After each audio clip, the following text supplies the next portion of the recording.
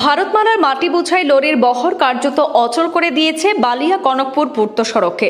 জীবনের ঝুঁকি নিয়ে চলাচল করতে হচ্ছে যাত্রীবাহী যানবাহনকে। এতে ভোগান্তির সীমা ছাড়িয়ে গেছে সাধারণ জনতার।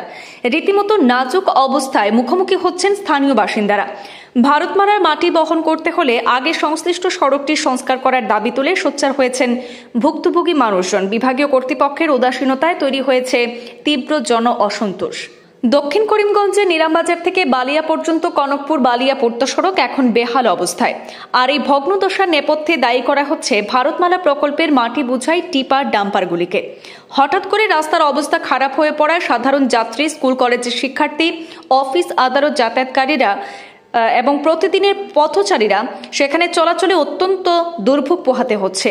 ভারতমালার নতুন রাস্তার কাজ করতে লাল মাটি বোঝাই লরির নিয়মিত চলাচল সড়কটিকে আরও নাজুক করে তুলেছে। সম্প্রতি কিছু এলাকায় সাময়িকভাবে লাল মাটি ভরাট করা হলেও তা ভোগান্তি আরও বাড়িয়ে দিয়েছে। অভিযোগে জানা যায়, ভারতমালার কাজে নিযুক্ত একটি ডাম্পার মাটি নিয়ে কনকপুর পাবলিক হাইস্কুলের পাশে সদ্য ভরাট করা অংশে হেলে পড়ে যায়। এছাড়া বাইক, অটোরিকশা সহ অন্যান্য যানবাহনকে প্রতিদিন জীবনের ঝুঁকি নিয়ে চলাচল করতে হচ্ছে। স্থানীয়দের মতে, এই সড়ক দিয়ে ভারী লরি চলাচল করতেই হলে আগে পূর্ণাঙ্গ সংস্কার করা অত্যন্ত জরুরি।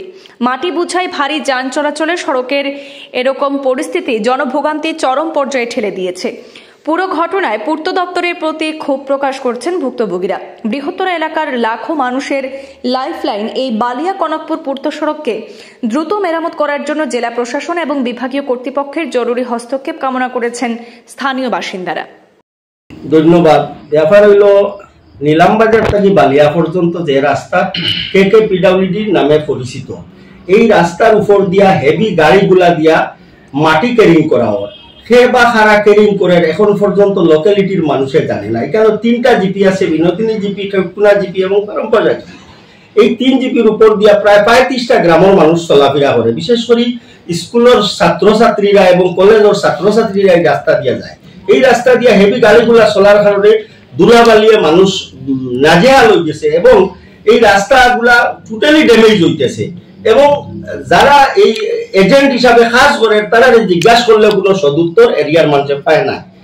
এই কারণে এবং এই যে বর্তমানে রাস্তাটা ড্যামেজ হয়, পরবর্তীতে এই রাস্তার 2টা অ্যাক্সিডেন্ট হইয়া মানুষ মারা যাইতরা, গাড়িগুলা অ্যাক্সিডেন্ট হওয়ার রাস্তার নামাজ যার কোনো ধরনের মেইনটেনেন্স নাই। ওই হিসাবে এরিয়ার মানুষে যে KKPWD রোড প্রোটেকশন একটা কমিটি আছে, কমিটির তরফ থেকে মেমোরেন্ডাম দেওয়া হয়েছে সার্কুল অফিসারের মাধ্যমে ডিসি মহোদয়ের এবং executive engineer PWD rural roots রে।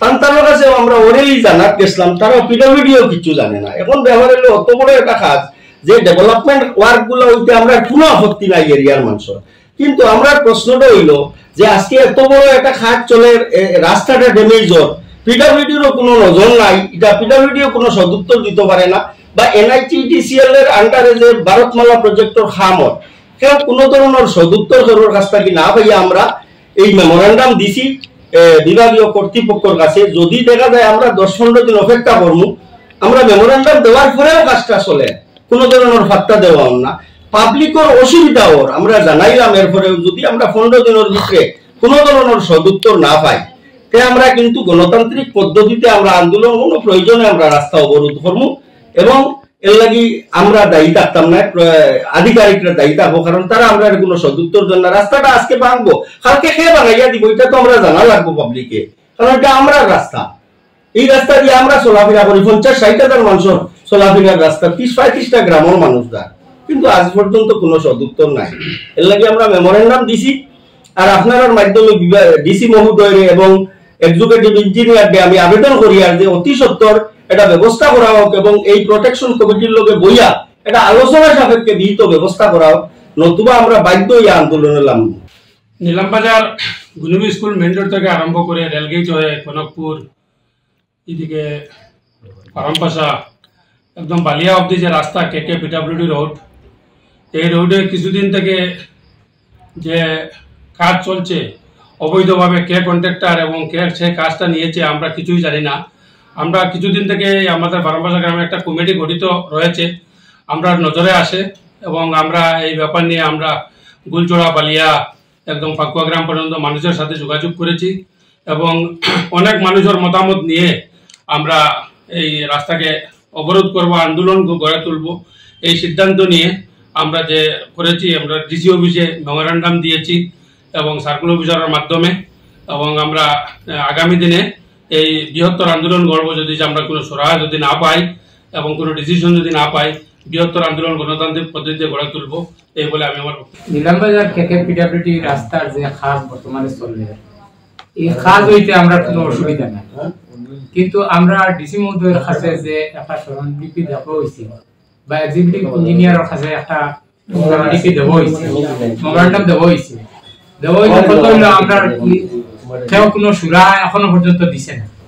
আমরা বিগত দিন তো যে পিছিয়ে পড়িয়ে আমরা আছি, রাস্তার একটা কমিটি আছে, আমরা লোক কেউ কোনো আলাপ আলোচনা করছেও না। আর এই রাস্তার যে আইজ কাল মাটি চলে এর কথা না, এখন তো শুকনার দিন, 2 দিন পরে যখন বৃষ্টি দেওয়ার পরে কতগুলা প্রতিষ্ঠান আছে, শাহজালাল হাই স্কুল আছে, পাবলিক হাই স্কুল আছে, গুনুময় গার্লস হাই স্কুল আছে, খনকপুর এমই স্কুল, বিভিন্ন ধরনের প্রতিষ্ঠান আছে। আমরা বাচ্চারা যাওয়া বা করার লগে খুব অসুবিধা হইব, যার কারণে যদি আমরা এটা দেখে দেওয়া হয় না, আমরা বৃহত্তর আন্দোলনে লামো এটা দেখায়।